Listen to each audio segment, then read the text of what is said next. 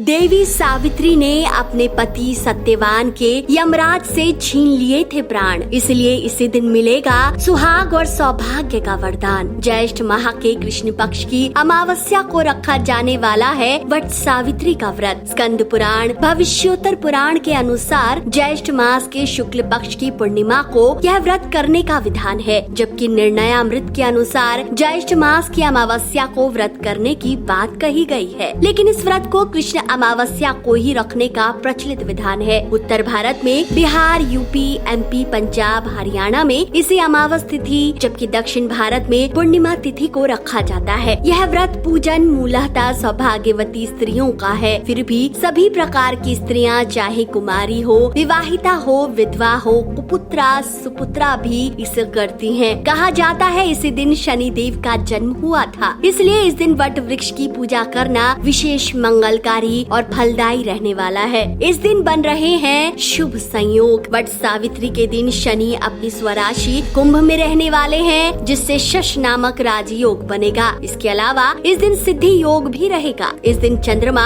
गुरु के साथ मेष राशि में होंगे, जिससे गज केसरी योग बनेगा। तो इन शुभ योगों में रखा जाने वाला है वट सावित्री का व्रत। संतान और सौभाग्य प्राप्ति के लिए बेहद शुभ और फलदायी रहने वाला यह व्रत शनि देव की कृपा के साथ यम की कृपा देने वाला है। देवी सावित्री जैसा सौभाग्य पाने के लिए कब रखें वट सावित्री का व्रत और कैसे करें पूजा और क्या है पूजा का शुभ मुहूर्त, ये जानने से पहले अगर आप इस वीडियो को पहली बार देख रहे हैं तो सबसे पहले त्रिलोक को सब्सक्राइब कर ले। मित्रों, नोट करें वट सावित्री व्रत 2023 की तिथि और शुभ मुहूर्त। हिंदू पंचांग के अनुसार ज्येष्ठ माह के कृष्ण पक्ष की अमावस्या के दिन वट सावित्री का व्रत रखा जाता है। इस वर्ष यह तिथि 18 मई 2023 को पड़ रही है, जो रात में 9:42 से प्रारंभ होकर 19 मई 2023 की रात 9:22 पर समाप्त हो जाएगी। उदया तिथि के अनुसार यह व्रत 19 मई 2023 को रखा जाएगा। अगर आप पहली बार ये व्रत रख रही हैं, तो जाने कैसे करें वट सावित्री की पूजा। इस दिन प्रातः काल स्नान कर बांस की टोकरी में सप्तधान भरकर ब्रह्मा यम की मूर्ति की स्थापना करें। इसी प्रकार दूसरी टोकरी में सत्यवान तथा सावित्री की मूर्तियों की स्थापना करें। इन टोकरियों को वट वृक्ष के नीचे ले जाकर रखें। अगर ऐसा संभव न हो तो वट वृक्ष के नीचे देवी सावित्री का ध्यान करें। अब निम्न श्लोक से वट वृक्ष की जड़ में अर्घ दें। श्लोक है: अवैध्यम च सौभाग्यम देहि त्वं मम सुव्रते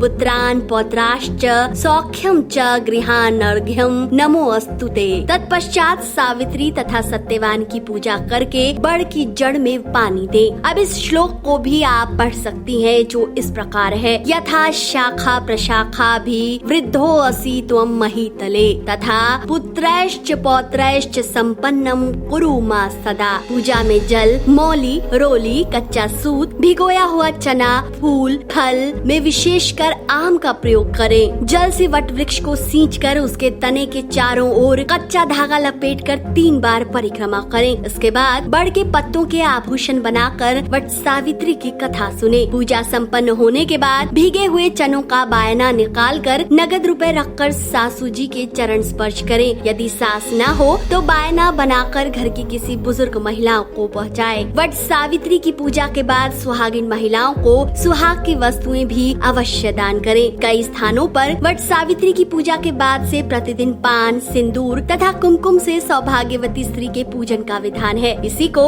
सौभाग्य पिटारी के नाम से जाना जाता है। पूजा समाप्ति पर ब्राह्मणों को वस्त्र तथा फल जैसी वस्तुएं बांस के पात्र में रखकर अवश्य दान करें। तो मित्रों, अब जान लेते हैं वट सावित्री व्रत का महत्व। सनातन धर्म में वट सावित्री व्रत का विशेष महत्व बताया गया है। इस दिन बरगद के वृक्ष की विशेष पूजा की जाती है। मान्यता अनुसार बरगद के पेड़ में त्रिदेव ब्रह्मा, विष्णु और महेश का वास माना जाता है, जिसके कारण इस दिन इस वृक्ष के नीचे बैठकर पूजा करना और वट सावित्री व्रत की कथा सुनने से व्रती की सभी मनोकामनाएं पूरी होती हैं। धार्मिक ग्रंथों में वट वृक्ष को निर्वाण, ज्ञान और दीर्घायु का पूरक माना गया है। शास्त्रों के अनुसार जिन महिलाओं की नई शादी हुई है, उन्हें कुछ विशेष नियम और पूजा सामग्री का ध्यान रखना चाहिए। पहली बार वट सावित्री व्रत रखते समय आपको संकल्प लेकर उपवास रखना चाहिए। मंत्र है: मम वैधव्य दिस कल दोष परिहारथम ब्रह्मा सावित्री प्रीत्यर्थम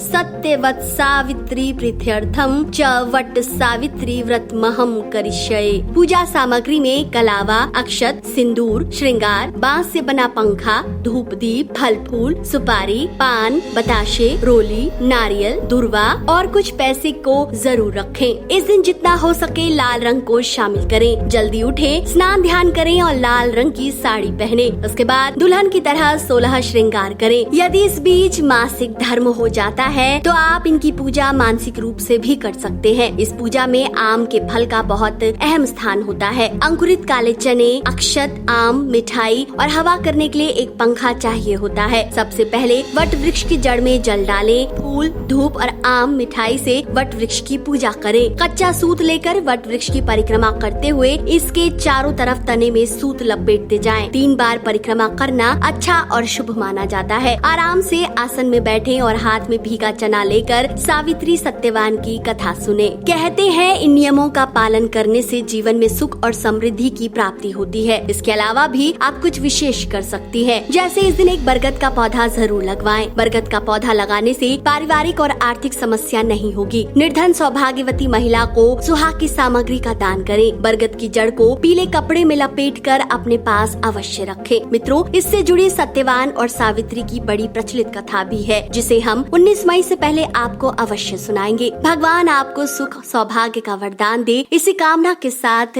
आज के लिए इतना ही। आपको आज का ये वीडियो कैसा लगा, अपनी राय कमेंट करके अवश्य बताएं। वीडियो अगर पसंद आया है तो इसे जितना हो सके शेयर कीजिए।